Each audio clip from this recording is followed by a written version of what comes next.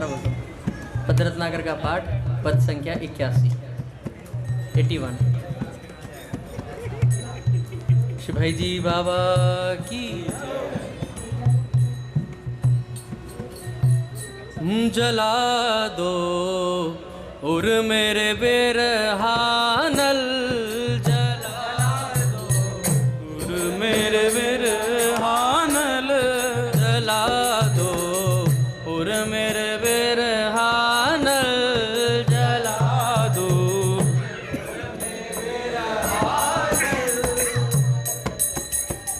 प्रियतम बिना तुम्हारे बीते दुख, प्रियतम बिना तुम्हारे बीते, मैं युग सम मेरा पल पल, दुख मेरा पल पल, जला दो और मेरे बिरहानल, जला दो और मेरे बिरहानल। भोगा शक्ति कामना ममता, भोगा शक्ति कामना ममता, जग ज्वालाएं सब जाए जल, जग ज्वालाएं सब जाए जल, मिट जाए सब दुख योनिया, मिट जाए सब दुख योनिया, अंतवंत भोगों का हृदय, अंतवंत भोगों का हृदय, जला दो और मेरे बिरहानल, जला दो और मेरे बिरहानल। जाग उठे दैवी गुण होवे, जाग उठे देवी गुण हो, वैराग्य राग रांझे तंतस्त, रंजित अंतस्तल, मिलन तुम्हारा हो मिल जाए, मिलन तुम्हारा हो मिल जाए, ओ मिलन तुम्हारा, मिलन तुम्हारा, मिलन तुम्हारा हो मिल जाए, मिलन तुम्हारा हो मिल माधो,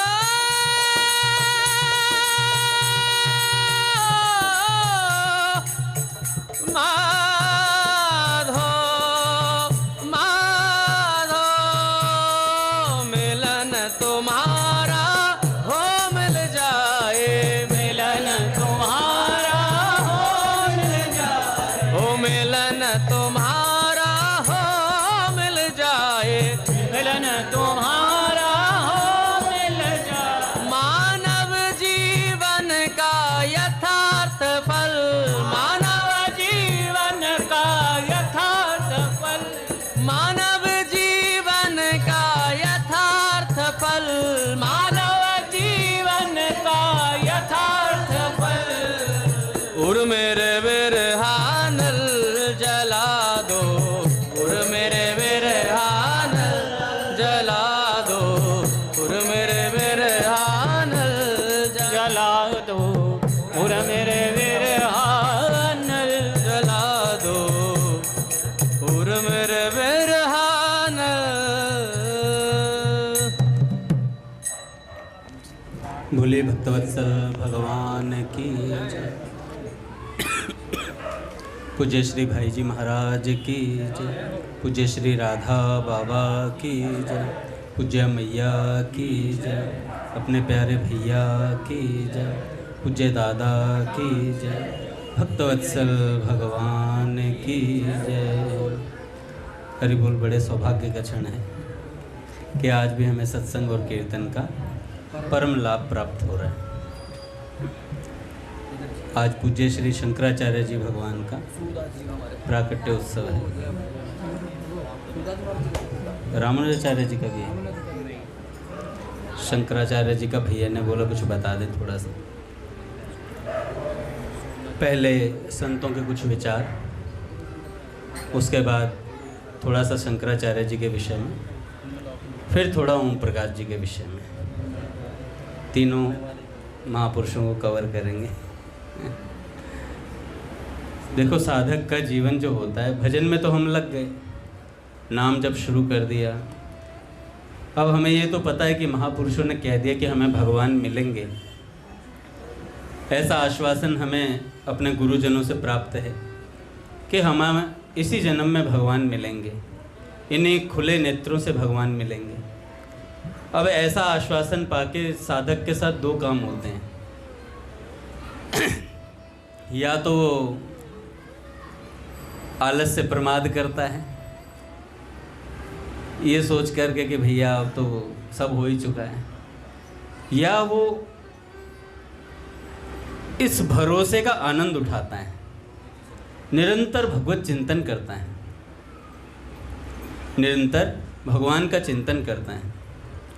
तो हमने तो दूसरा वाला अच्छा लगता है कि भैया साधक का कालक्षेप कैसे हो, जो समय बिताना है अब, क्योंकि जीवन तो काटना है।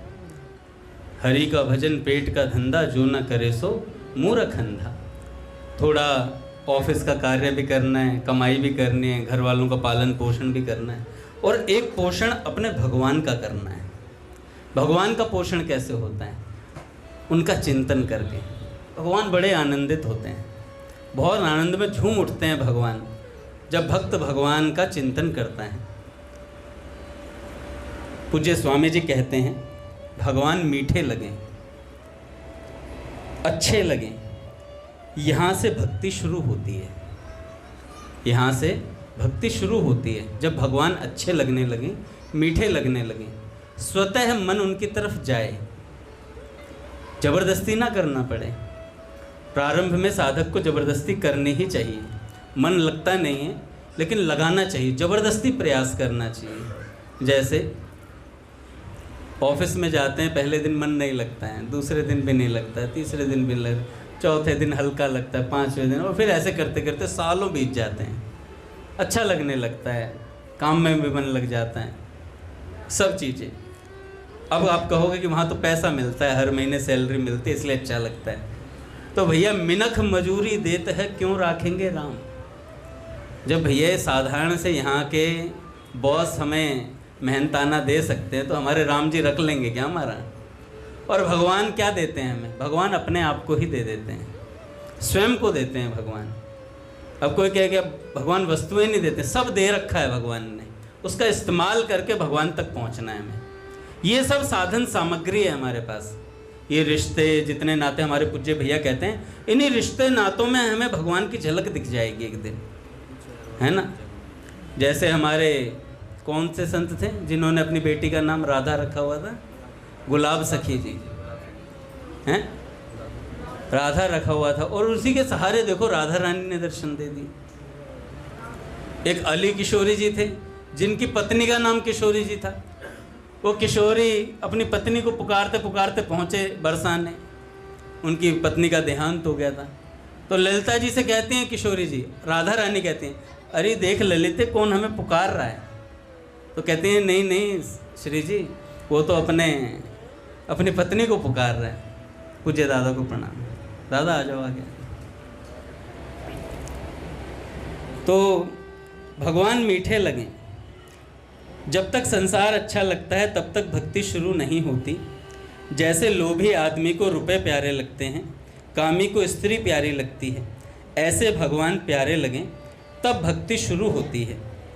गोस्वामी जी ने रामायण की समाप्ति पर एक दोहा लिखा है कि काम ही नारी प्यारे जिमे, लोभे प्रिय जिमे दाम, तिमि रघुनाथ निरंतर, प्रिय लागहु मोहे राम।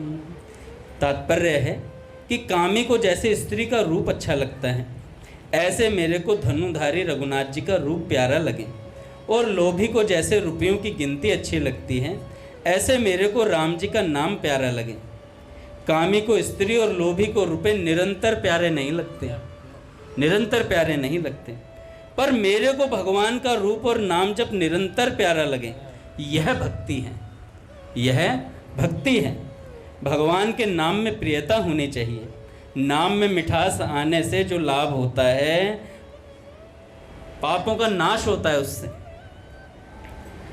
आगे स्वामी जी महाराज कहते हैं, सावधान होकर सच्चे हृदय से भगवान में लग जाओ।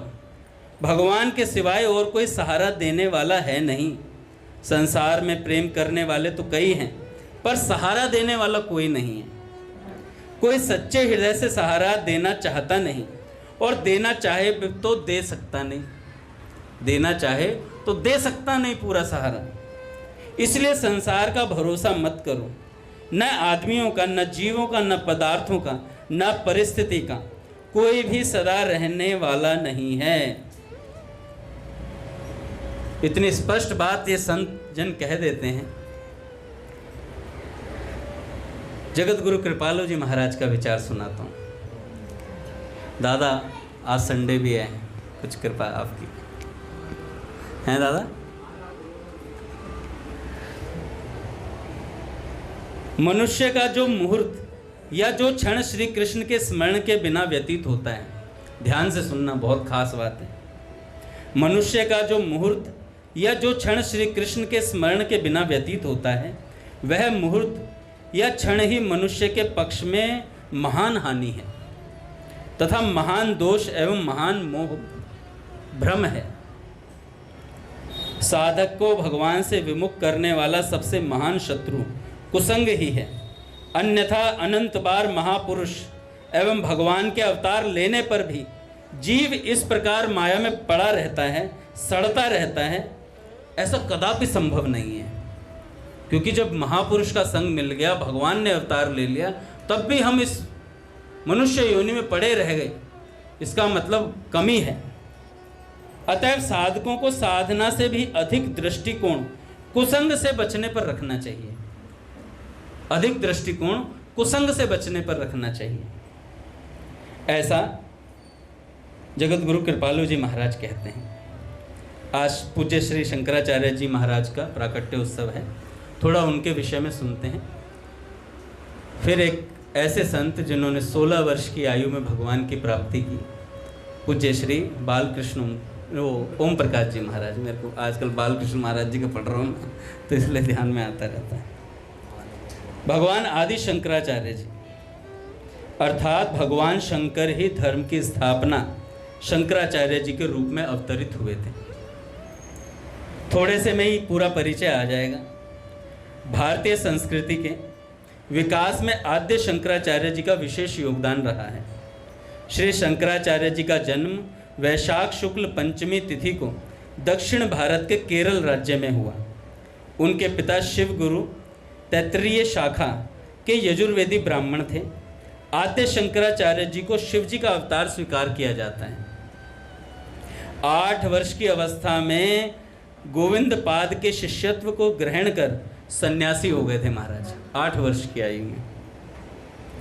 पुनः वाराणसी से होते हुए बद्रिक आश्रम तक की पैदल यात्रा की इन्होंने। 16 वर्ष की अवस्था में बद्रिक आश्रम पहुंचकर ब्रह्म सूत्र पर भाष्य लिखा। संपूर्ण भारतवर्ष में भ्रमण कर अद्वैत वेदांत का प्रचार करना, दरभंगा में जाकर मंडन मिश्र से शास्त्रार्थ कर वेदांत की दीक्षा देना तथा मंडन मिश्र को संन्यास धारण कराना, भारतवर्ष में प्रचलित तत्कालीन कुरीतियों को दूर कर समभावदर्शी धर्म की स्थापना करना, चारों धाम की स्थापना इत्यादि कार्य अनेक महत्व को और बढ़ा देता है। 32 साल की अल्प आयु में पवित्र केदारनाथ धाम में शरीर त्याग कर दिया इन्होंने। 32 साल की उम्र में इतना कार्य करके चले गए। जैसे अपनी पूज्या प्राची दीदी 32 में ही गई, 32 से 32 में आई, नाम जपा, भगवान की लीलाओं का दर्शन किया, भगवान के साथ रही, भगवान के साथ घूमी फिरी, हम सब भक्तों का कल्याण करा और चलवा पिय के देश सजनी, चलवा पिय के देश, चली गई देश में। तो 32 साल की उम्र में उन्होंने शरीर त्याग दिया। सारे देश में शंकराचार्य को सम्मान सहित आदि गुरु के नाम से जाना जाता है। आपके कृष्ण भक्ति प्रचार प्रसार के विषय में भक्तमाल जी के प्रणयन कर्ता श्री नाभाजी महाराज कहते हैं, कलयुग धर्म पालक प्रगट आचार्य शंकर सुभट। भक्तमाल जी के प्रसिद्ध टीकाकार प्रियादास जी भी कहते हैं, विमुख समूह लैके किए सन्मुख श्याम अति अभिराम लीला जग विस्तारी। भैया अपने सुदिव्य प्रभाव से भगवत विमुखों को वैष्णव बना दिया इन्होंने। नास्तिकवाद का खंडन करके श्री कृष्ण लीला का विस्तार किया। आपके द्वारा रचित भज गोविंदम मोह मुदगर में तो आद्य शंकराचार्य जी ने ब्रजराज श्री कृष्ण की भक्ति का प्रतिपादन करते हुए कृष्ण भक्ति की शिक्षा पर विशेष प्रकाश डाला एवं प्रबोध सुधाकर नामक ग्रंथ में तो आपने स्पष्ट रूप से पर तत्व के रूप में साक्षात श्री कृष्ण की ही महिमा का निरूपण किया है। ऐसे शंकराचार्य जी महाराज 32 साल की उम्र में सब कुछ महाराज धर्म की स्थापना भी करके चले गए, धर्म को बचा लिया, ऐसे ऐसे कार्य करके इतनी छोटी सी उम्र में चले गए। हमें भी कुछ कार्य करना है। अब धर्म की स्थापना तो हम करेंगे नहीं, कहाँ, बाहर नहीं करनी है, धर्म की स्थापना अपने भीतर करनी है। धर्म की स्थापना अपने भीतर करनी है। और वो धर्म की स्थापना कैसे होगी महाराज? वो होगी महापुरुषों के वचनों को मानने से। महापुरुषों के वचनों को जब हम मानेंगे तो वो धर्म की स्थापना अपने आप हो जाएगी। भक्तमाल में जब मैं पूज्य मलुकपीठ सरकार को सुन रहा था तो महाराज जी कह रहे थे कि देखो, सबसे बड़ी दिक्कत कब आती है? जब साधक का कालक्षेप करने का समय होता है। कालक्षेप कैसे? कि हम महात्माओं के आश्रय में आ गए, महात्माओं की शरण में आ गए, सत्संग सुन रहे हैं, कीर्तन कर रहे हैं, सब चीज़ें हो रही हैं, लेकिन जैसी व्याकुलता जागृत होनी चाहिए वैसी नहीं हो पा रही है। तो हमें क्या करना चाहिए? और सत्संग और कीर्तन और सत्संग और कीर्तन और निरंतर। कल पूज्य विनीत भैया कह रहे थे ना, आत्मनिरीक्षण करना चाहिए। आत्मनिरीक्षण करना चाहिए कि भैया हमारी स्थिति कहाँ है, हम कहाँ स्टैंड करते हैं। और बार बार मन में विचार आना चाहिए, यार मेरी उम्र बीती जा रही है। चेतन हो जा रे मुसाफिर, गाड़ी आने वाली है, आने वाली है, बड़े घर जाने वाली है। चेतन हो जा रे मुसाफिर, गाड़ी आने वाली। गाड़ी आएगी महाराज हैं? अपने कहाँ से दादा? कौन सा है? शमशान इंडन। एक दिन फोन कर दिया जाएगा, दादा कहेंगे अरे फटाफट गाड़ी मंगाओ, अंगद दास चला गया, फटाफट लेकर के आओ, फटाफट, अरे फटाफट। और घर वाले भी कहेंगे अरे फूको, बहुत खून पिया इसने। मंदिर वाले भक्त भी कहेंगे बहुत खून पिया गया। सब चले, सबको जाना है महाराज। ये बात, ये जाने का सिस्टम सबका है, कोई यहाँ रहने वाला नहीं है। रहना नहीं देश बेगाना है, बस यही बात समझनी है। सत्संग हमें यही बताता है कि हमारा असली घर क्या है। स्वामी रामसुखदास जी महाराज का आखिरी प्रवचन है, हमें अपने असली घर जाना है। अब क्या होता है, हम यहाँ के घर बनाने में तो लगे पड़े हैं, ये पीओपी, ये टीओपी, ये जीओपी और ऐसा सजा दिया है, बिल्कुल ऐसा लग रहा है इस घर से हमें जाना ही नहीं है कभी। फॉल सीलिंग, ऑफिस बना डाला घर को।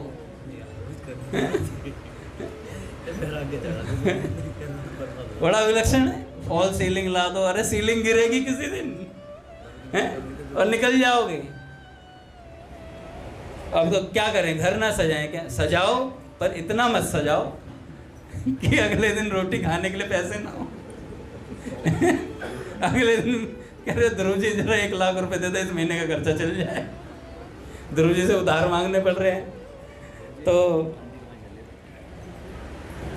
तो भैया कालक्षेप करना है। कालक्षेप कैसे करें? मतलब समय बिताने के लिए करना है कुछ काम। शुरू करें अंताक्षरी लेके प्रभु का नाम। तो कौन सी अंताक्षरी चलेगी? अरे भगवत चरित्रों की अंताक्षरी चलेगी। ये थोड़ी काका के गाने सुन रहे हैं।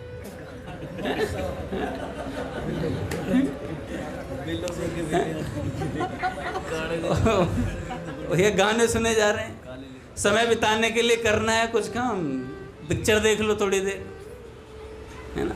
ये सब चीज़ें चल जाती हैं। लेट्स हैव सम एंटरटेनमेंट, थोड़ी देर के लिए मनोरंजन हो जाए। कई बार मेरा मन करता है, मैं कई बार फेसबुक जब देखता हूँ तो दादा मतलब मन में ऐसी बात आती है, अरे यार थोड़ी देर ना मनोरंजन, बहुत दिमाग बहुत सोच रहा है भगवान के बारे में, थोड़ी देर थोड़ा विषयों का चिंतन करते हैं थोड़ा विषयों का चिंतन करते हैं, थोड़ी देर ये वाली, यार जी बहुत अच्छी, मतलब आजकल ना कोहली बहुत अच्छा खेल रहा है थोड़ी देर देख लें। तो मन में बहुत आती है विचार। और अच्छा, मन कभी अच्छी सलाह नहीं देगा आपको, मन कभी अच्छी सलाह नहीं देगा। ऐसे ऐसे महापुरुष दादा पूज्य बालकृष्ण दास जी महाराज का इलाज करने के लिए वहीं पर महाराज जी की शरण में थे। एक डॉक्टर थे होती चंद जी। महाराज जी को अक्सर भावावेश आता रहता था और हमेशा कीर्तन में मग्न रहते थे और किसी से ज़्यादा मिलना जुलना नहीं। जैसे हमने घनश्याम दास ठाकुर जी का सुना है ना कि ठाकुर जी की जब माता जी मिलने आई उनसे, तो माता जी मिलने के लिए ठाकुर जी विरक्ति में थे। उस समय तो भैया सुदर्शन दादा समझाने आए, भैया विवाह कर लो। सुदर्शन दादा 2 महीने रह के कहने लगे, मैं समझ गया ये नहीं समझेगा, मैं समझ गया ये नहीं समझ पाएगा। उसके पास ऐसे ऐसे तर्क थे। भैया जो भजन में पक्का है फिर वो कहाँ हिलता है अपनी बात से। तो घनश्याम दास ठाकुर जी अपनी माता जी के साथ रहे, तो माता जी को छोड़ने के लिए गए और माता जी को नाव में, मतलब जब बीच में पहुंच गई नाव बीच में पहुंची, कहने माँ मैं साथ में चल रहा हूं आपके। जैसे ही बीच में नाव पहुंची कूद के और भाग गए वृंदावन की तरफ, पीछे मुड़ के देखा ही नहीं, पीछे मुड़ के ही नहीं देखा। ऐसे ही बालकृष्ण दास जी महाराज जी जब कई वर्षों बाद, 18, 19, 20 वर्षों बाद जब अपने माताजी पिताजी से मिलने के लिए गए, माताजी से मिले तो माताजी से मिले, माताजी वही फपक फपक के रोना और वही बातें, लाड करना, अपने हाथों से नहलाना। इतने बड़े हो गए थे महाराज जी, तब भी माता ने अपने हाथों से नहलाया महाराज जी को। महाराज जी ने गले से लगाया, पर महाराज जी इतने भीतर से ज्वलंत थे। माँ से ऐसा नहीं कि माँ को दुत्कार के भगा दिया, ऐसा नहीं किया उन्होंने। अच्छे से सेवा ली माँ ने, माँ के हाथों से पाया भी, प्रसाद भी पाया, सब चीज़ें हुई। लेकिन मन में जो था ना उनके भीतर ही भीतर श्री कृष्ण दर्शन लालसा ऐसी चलती रहती थी। पिताजी आए उनके दर्शन करने के लिए, महाराज जी के पिताजी दर्शन करने के लिए आए महाराज जी के बंदा। महाराज जी गंगा मंदिर से भाग गए और 4 दिन बाद आए। तो साधकों ने पूछा, महाराज जी आप 4 दिन बाद क्यों आए? कहने लगे कि पिताजी इतने वर्षों बाद मुझसे मिलने आ रहे हैं, तो पूरा आसक्ति के वेग से मिलते हैं, थोड़ा ठंडे पड़ जाएं फिर आऊँगा। तो 4 दिन बाद गए वहाँ पर मिलने के लिए पिताजी से मिले। और पिताजी कैसे मिल रहे थे अपने बच्चे से? महाराज जी इतने बड़े विरक्त और महाराज इतने बड़े संत, तब भी पिताजी ने क्या किया, जैसे टांग फंसा के गोद में बैठ गए महाराज जी की और यूं यूं लाड कर रहे हैं, यूं खुद भी बड़े अच्छे संत रहे महाराज जी के पिताजी, ऐसे लाड कर रहे हैं बालकों की तरह। टांग फंसा ली अपनी, एक टांग इधर कर ली, एक टांग इधर कर ली, गोद में बैठ गए महाराज जी के पिताजी उनकी, ऐसे लाड किया। तो महाराज जी हमेशा असंग रहते थे, ज़्यादा किसी से बातचीत नहीं, जैसे भीड़ होती भग जाते थे, भीड़ होती ऐसे। और सत्संग का टाइम ही नहीं बताते थे कि इस समय सत्संग शुरू होगा। कह रहे मुझे जिज्ञासु साधक चाहिए, भीड़ नहीं चाहिए, जिज्ञासु साधक चाहिए जो एक बार आए और भगवान के रंग में रंग जाए। पट खुलेंगे महाराज। श्री राम जय जय राम,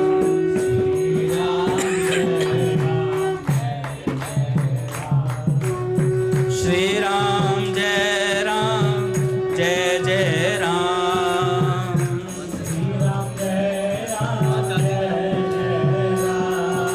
श्री राम जय जय राम,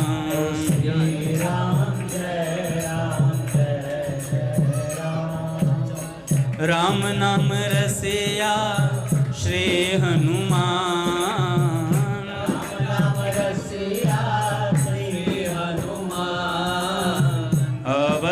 सरयू अति अभिराम।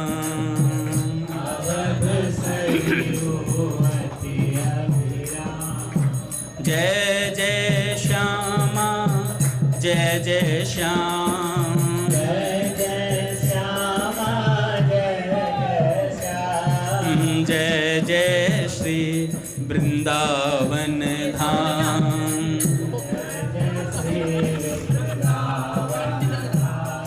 बोले राधा माधव सरकार की जय। तो कहाँ थे? महाराज जी के पास। तो महाराज जी के पिताजी इतना लाड किया महाराज जी ने, विरक्त होने के बाद महाराज जी इतने, भैया कीर्तन में कैसा आनंद है उनके चरित्र से पता चलता है कि कीर्तन का आनंद क्या होता है। और सत्संग में तो ऐसी, भैया बैठे बैठे सामने वाले रुदन करने लगते थे और उनसे फिर सत्संग के बिना नहीं रहा जाता था। ऐसा दिन में 3-3 4-4 बार जब मर्जी कह देते थे अभी सत्संग होगा, सारे उठ के आ जाओ साधक, ऐसे उठा लेते थे सभी साधकों को, कहते अब सत्संग करेंगे। अब थोड़े रात सुबह के 4 बजे तक सत्संग चला देते थे। और ऐसा नहीं 11 बजे सो गए तो फिर हो सकता है 2 बजे उठा दे, सत्संग करेंगे चलो खड़े हो जाओ, ऐसे कर देते थे दादा। बड़ा आनंदमय चरित्र है उनका।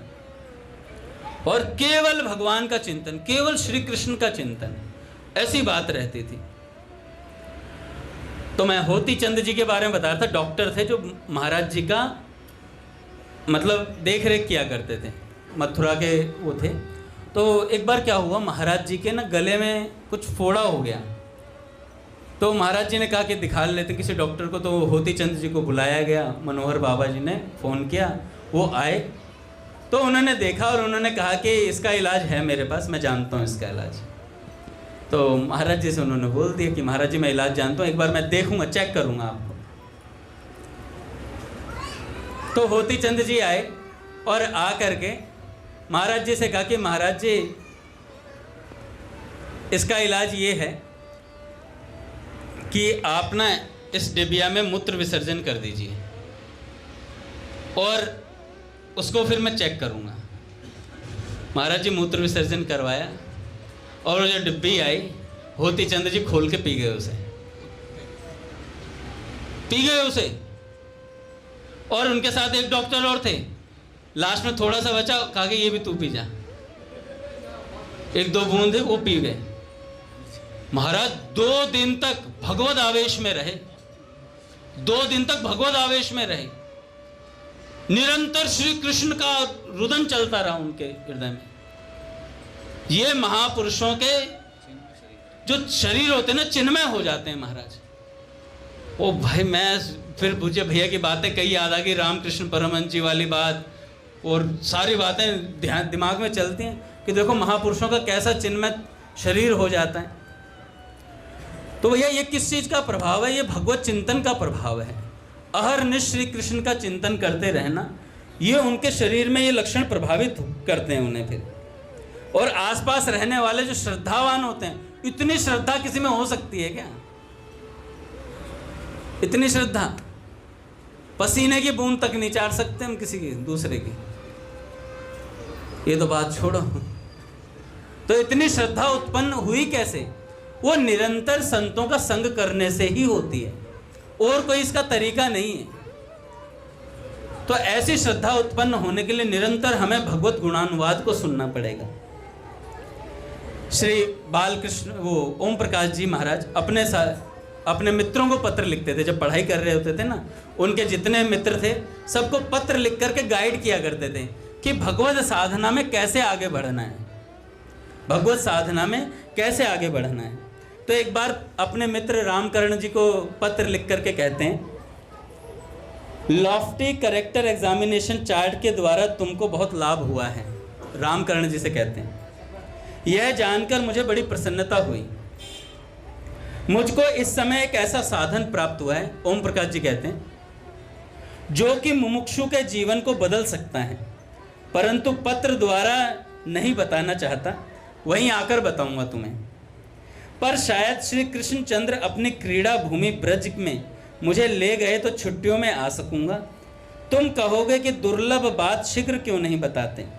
इसका मतलब यह है कि चीज की कीमत न जानने से लोग हीरे को भी पत्थर मानकर उसकी कद्र नहीं करते। सो 1 पैसे के पत्र में उसे कैसे लिख दूं?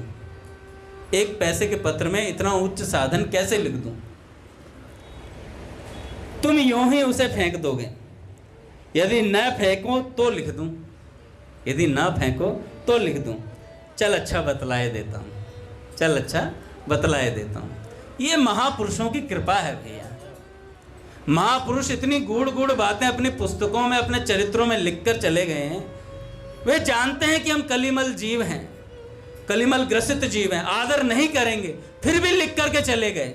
ना जाने किस समय कैसी बुद्धि साधक कभी भगवान में मन लगे तो किताब उठा ही ले। इसीलिए कहा जाता है कि महापुरुषों के पुस्तक चरित्र अपने घर में रखने चाहिए, ना जाने वो कब काम कर जाएं। वो छोटे पैकेट में बड़ा धमाका है ना, कभी भी फट सकते हैं, एटम बम है। तो कहते हैं अभी बताए देता हूं, सुनो। एक तो पहला हीरा है गीता स्वरूप दूध की मलाई। वह मुख से ही बतलाना चाहता हूं, मिलने पर बताऊंगा गीता जी के विषय में। हाँ, दूसरा हीरा सुन सकते हैं, वह है जप प्राणायाम। जप प्राणायाम बहुत अच्छा साधन। आज मैं जब पढ़ रहा था तो ओम प्रकाश जी बहुत सुंदर लगा मुझे। केवल 12 मिनट करना है, केवल 12 मिनट। 12 मिनट सुबह और 12 मिनट शाम, दोनों वक्त महामंत्र का जप खड़े होकर करें। अपने दोनों हाथों को पीछे बांध लें और ये सोचें कि सामने श्री कृष्ण खड़े हैं, और 12 मिनट तक हरे कृष्ण कृष्ण कृष्ण हरे हरे, हरे राम राम राम हरे हरे। 12 मिनट सुबह और 12 मिनट शाम। जैसे ड्रिल में खड़े होते हैं वैसे ही सीधे खड़े होकर हाथ पीछे की ओर मिला लो। उस समय आंखें बंद करो और ऐसा समझो कि मैं भी तुम्हारे बराबर खड़ा जप कर रहा हूँ। ओम प्रकाश जी कहते हैं ये सोचो कि मैं भी आपके बगल में खड़ा हूँ। पैर दोनों बिल्कुल बराबर मिला लें। सामने यह ख्याल करो कि कृष्ण खड़े हैं, बांसुरी हाथ में है। जैसे प्रोफेसर सामने खड़ा होता है, भगवान बड़े प्रसन्न हो रहे हैं आपके सामने खड़े होकर के। यह ध्यान शांत होकर करो। जप मन से शीघ्रता पूर्वक होना चाहिए, न जबान हिले न होठ हिले, भीतर ही भीतर हरे कृष्ण कृष्ण कृष्ण हरे हरे, हरे राम राम राम हरे हरे, भीतर ही भीतर करते रहो। प्रत्येक शब्द का शुद्ध और पूरा पूरा उच्चारण होता रहे। सीधे यदि ना खड़े हो तो दीवार का सहारा ले लो, दीवार का सहारा ले लो। इसी को सीधे खड़ा होना कहते हैं। 2-4 दिन में अभ्यास हो जाएगा। 2-4 दिन में मुश्किल लगेगी, पर फिर अभ्यास हो जाएगा आपको बच्चा। इस जप से तुम्हें बड़ा भारी लाभ होगा। अच्छा, एक काम करो, तुम माला अपने पास रखा करो, जप खूब करो। फैशन के खिलाफ समझकर माला से घृणा मत करो कि लोग कहेंगे अरे माला रख के बैठा, बाबा जी बनेगा, बाबा जी बनेगा, माला रख रखिए गले में। देखो भैया, बाबा तो बनेंगे, या तो ब्रज वाले बन जाओ, नहीं तो घर पे तो तुम अपने पोतों के बाबा बनोगे ही। बाबा तो बनोगे हैं। तो कहते हैं कि लाज शर्म छोड़कर, यहाँ पर लज्जा शर्म छोड़नी ही पड़ती है भक्ति मार्ग में। यह मत सोचो कि दोस्त क्या कहेंगे। दोस्त तो वैसे भी बहुत गालियाँ सुनाते हैं, आपने देखो, इतना गाली सहस्त्रनाम सुना देंगे आपको। अरे तू तो मेरा यार है, अर्धे गाली पे गाली, तू तो मेरा, अरे दोस्ती वो होता जो गाली देता है। इस संसार में दोस्ती वो होता जो अच्छी अच्छी गालियाँ सुनाए, उल्टी सीधी गालियाँ, इतनी गाली दे देगा फिर तू तो मेरा पक्का यारी है ना, इसलिए सुन लिया कर गाली। और तुम दे दो, अभी लाया मैं लड़के बुला करके, तेरे को आज पिटवाऊंगा हैं। तो दोस्त क्या कहते हैं ये मत सोचो, तुम अपना ख्याल करो। तुम दोस्तों के लिए नहीं खाते पीते हो, दोस्त तुम्हें पापों के दंड से नहीं बचा पाएंगे, दोस्त तुम्हें पापों के दंड से नहीं बचा पाएंगे। फिर जानबूझकर लज्जा रूपी सांप आस्तीन में क्यों पालते हो? लज्जा रूपी सांप आस्तीन में क्यों पालते हो? तुम लोगों की बातों पर ध्यान ही न दो, कुछ दिन बकेंगे, फिर अपने आप चुप हो जाएंगे। कुछ तो लोग कहेंगे, लोगों का काम है कहना। यह मेरा तजुर्बा है। याद रखो, लोक लाज के भय से तुम संसार के दुखों में तड़पते रह जाओगे। लोक लाज के चक्कर में संसार के दुखों में तड़पते रह जाओगे। अंत में दुर्लभ शरीर खोकर रोकर पछताओगे। जब प्राणायाम तुम जरूर करो, केवल 12 मिनट देने। देखो, इसे करने से लगातार तुम्हारा जीवन बदल जाएगा। यह साधन एकांत शांत स्थान में करना चाहिए। अगला पत्र लिखते हैं। तुम्हारी उन्नति देखकर मुझे बड़ी प्रसन्नता होती है। तुम्हारी जो व्याकुलता है ना भगवत प्राप्ति की, प्रिय रामकरण, तुम्हारी जो व्याकुलता उसे देखकर मैं बड़ा प्रसन्न हूं। मैं इस जोश रूपी अग्नि में लकड़ी डाल रहा हूं, सत्संग की। तुम्हारे भीतर जोश है भगवान को प्राप्त करने का, अब लकड़ियां डाल डाल के इस आग को और बढ़ा दूंगा। ये मित्रों का स्वभाव होता है। जो भगवत प्राप्ति के लिए मित्र चलते हैं ना, उन मित्रों को यही करना चाहिए। अरे तेरे अंदर व्याकुलता है, ले ये वाला सत्संग सुन, ले इन वाले महापुरुष के चरित्र को पढ़, ये वाली सत्संग की बात पढ़। ऐसे आग और प्रज्वलित करो भीतर ही भीतर, ये आग और बढ़ती रहे। यही हमारा साधकों का आपस में धर्म है कि हम इस आग को बढ़ाते चलें आपस में। नहीं तो फिर इस मित्रता का क्या फायदा। संसारी भी यही काम कर रहे हैं, फिर हम भी ऐसे ही रसगुल्ले खा के अपने घर चले जाएं। मिलो तो भगवत चर्चा करो, मिलो तो भगवत गुणानुवाद करो आपस में कि आज तेरी साधना कितनी, आज कौन सा चरित्र पढ़ा, आज स्वामी जी की कौन सी बात पढ़ी, आज भाई जी के कौन से प्रवचन को सुना हमने, आज पूज्य भैया जी के कौन से पद में हमें कितना रस आया, उस सखी ने क्या कहा, उस सखा ने क्या कहा। ऐसे हमारे मन के भीतर ये बातें चलती रहनी चाहिए। नहीं तो किसी भक्त का चिंतन कर लो, यार राधा रमण जी कितनी सेवा देते हैं, यार दादा कितनी सेवा देते हैं, यार रामकृष्ण कैसा कीर्तन अद्भुत करता है, यार आज उसने कितना सुंदर गाया प्रहलाद ने पद, यार वो वाला पद कितना सुंदर था। ऐसे गुणों का चिंतन करो। भाई जी कहते हैं छोड़ दो अब गुणों को पकड़ लो बस। हमें तो भाई मलाई से काम है, क्रीम चाहिए हमें तो, हमें अपना पोषण करना है, दूसरे को कुपोषण में जान दो, उसकी परवाह मत करो, वो अपने पोषण का स्वयं ध्यान रखेगा, हमें मलाई खानी है। और दादा पूज्य भैया ने, राधा रमण जी ने ऐसी व्यवस्था बिठाई है कि भैया नित्य उत्सव होते रहते हैं। अपन तो बस आकर के आनंद लेके अपने घर चले जाते हैं।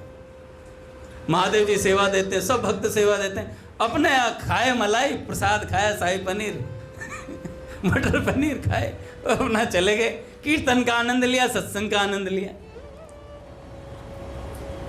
तो बाल भक्त ओम प्रकाश जी कहते हैं, मैं उस विरह की अग्नि में, भगवत प्राप्ति की आग में और लकड़ियां सत्संग की डाल रहा हूं, पर तुम कहीं इस पर पानी न फेंट देना, पानी न डाल देना। इस जोश में इतनी ताकत है कि यह सब कुछ कर सकता है। इसके ठंडे हो जाने के बाद तुमको फिर मुझसे बिल्कुल आशा छोड़ देनी चाहिए। इसलिए चेतो चेतो चेतो, खूब दम लगाकर साधन करो, जुटकर भजन करो। प्रिय रामकरण, आज हम विशेष साधना वालों में से 2-3 हुए।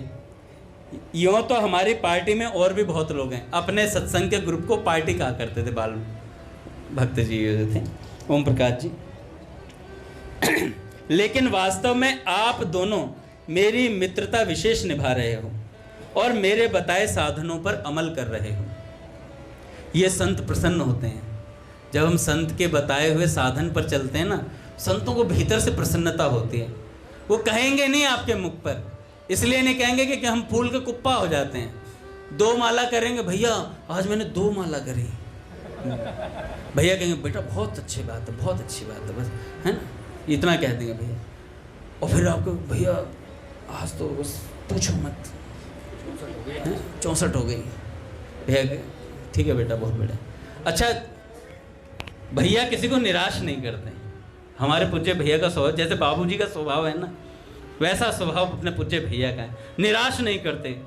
यहाँ किसी के लिए निराशा के लिए स्थान ही नहीं है हमारे पूज्य भैया के पास। हमेशा बढ़ावा देते हैं कि अच्छा बेटा बहुत बढ़िया, बहुत बढ़िया, और आगे बढ़ो, और आगे बढ़ो। तो कहते हैं बाल भक्त ओम प्रकाश जी कि मैं 3 रहस्य तुम लोगों को बताना चाहता हूं। इसको बता करके फिर ओवर करते हैं, 9:30 हो गए। मैं 3 रहस्य तुम लोगों को बताना चाहता हूं। उनमें एक तो पहले रामकरण को बतला चुका हूं। दूसरा साधन यह है, पहला कौन सा बतला चुके हैं? एक तो जप प्राणायाम, ठीक है। दूसरा साधन यह है कि एक कागज पर 500 बार शिव मंत्र लिखो। वह मंत्र कौन सा? ओम नमः शिवाय। इसे 500 बार लिखना है।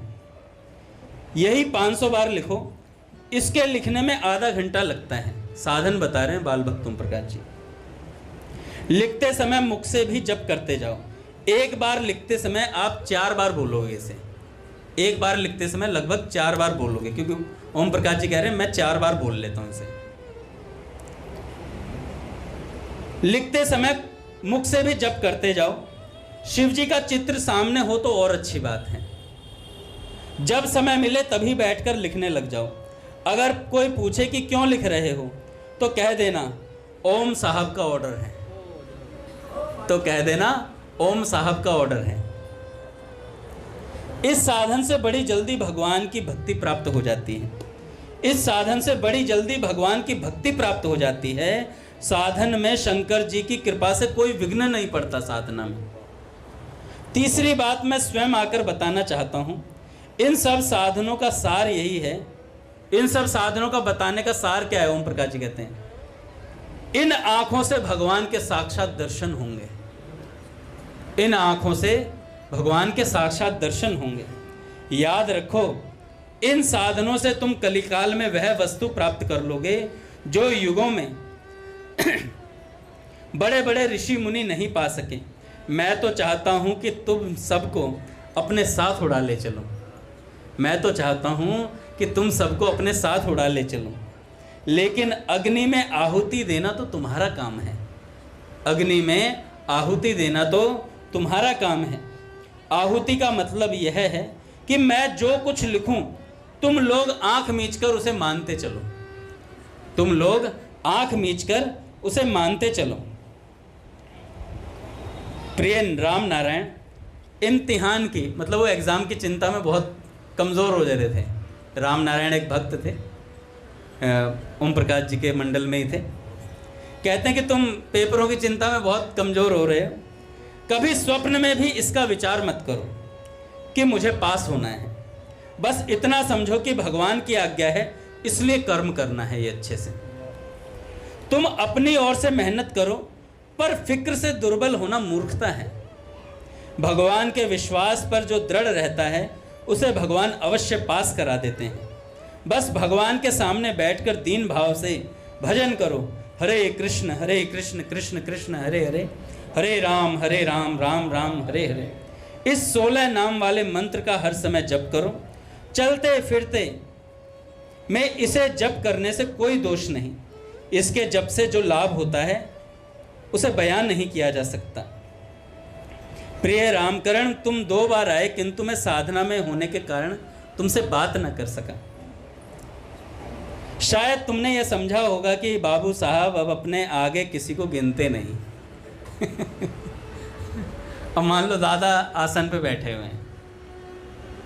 मैं गया, किवाड़ खोला, दादा साधना कर रहे हैं, और देखा तो बाहर जाके विचार कर रहा हूँ, हाँ, दादा तो साधना कर रहे हैं, अब अपने आप को पता नहीं क्या समझ रहे हैं।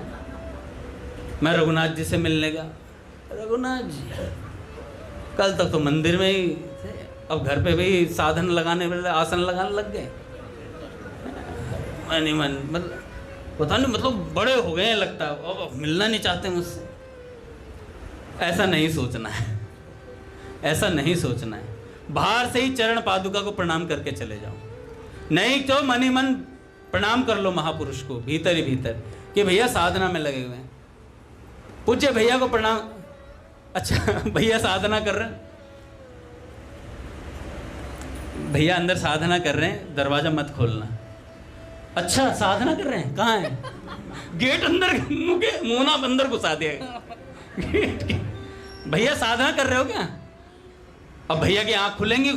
अरे मेरा लूरूपुर, आजा मेरे ब्रह्मा विष्णु महेश आजा।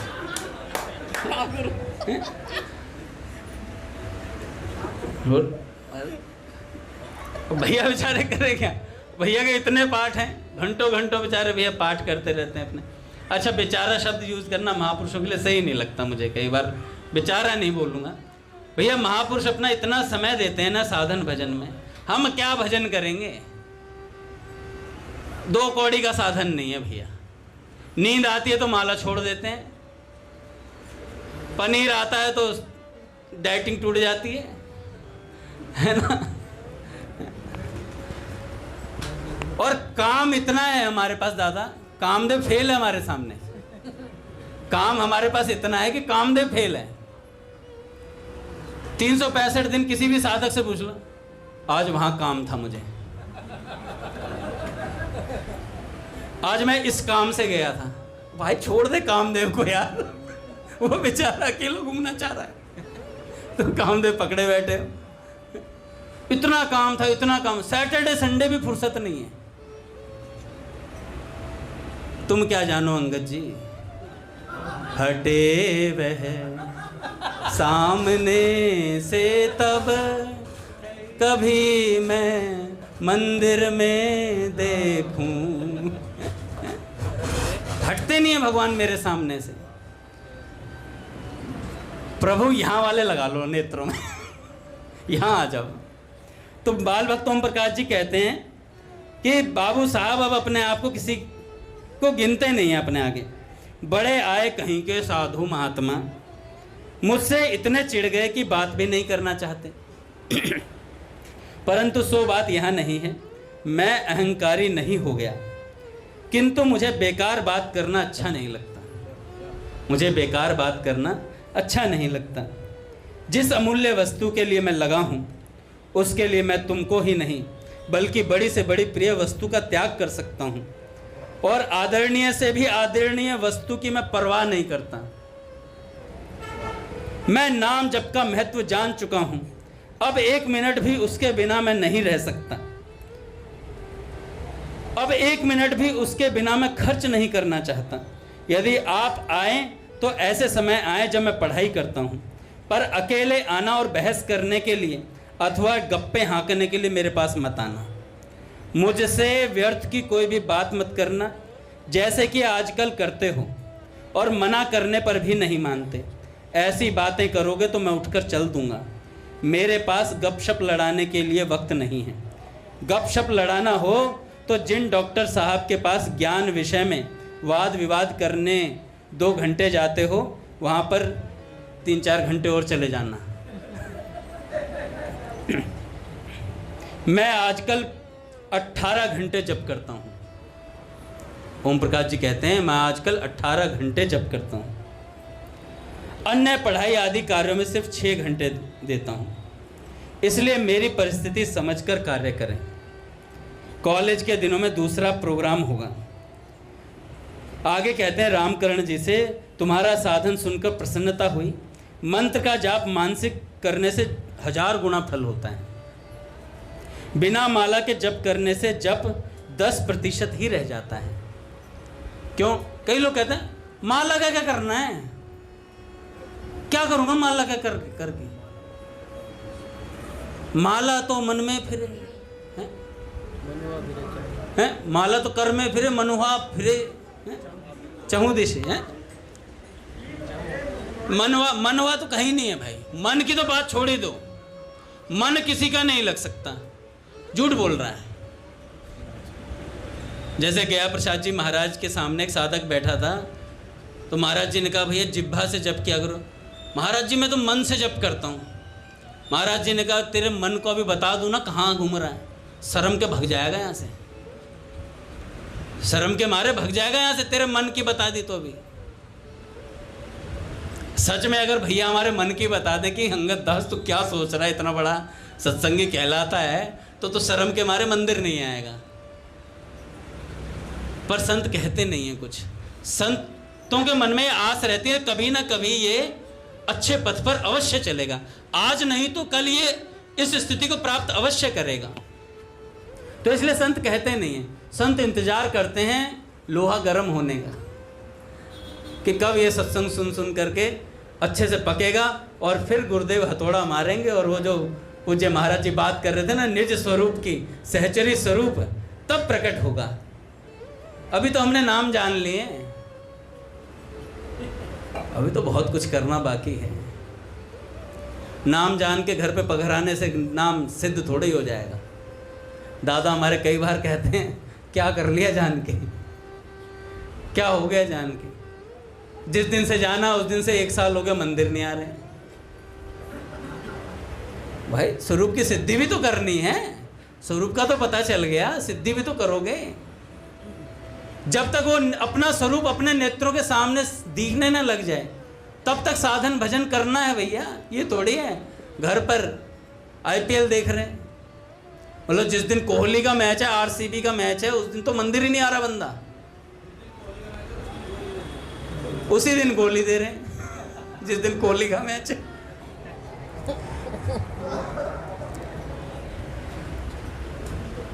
भैया प्रणाम। चलो भैया समय हो रहा था, मैं बातों बातों में आगे निकल गया। आगे का पत्र हम कल पढ़ेंगे।